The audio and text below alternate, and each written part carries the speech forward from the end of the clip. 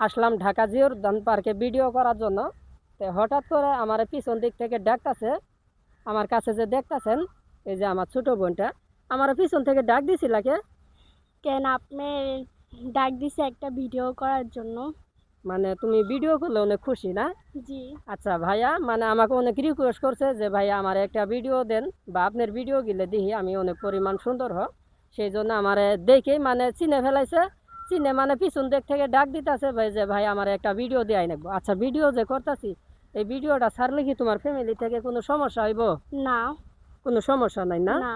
আচ্ছা বলো তো, তুমিও তো ভিডিও করো না, না করো না? আমি বর্তমানে করি না।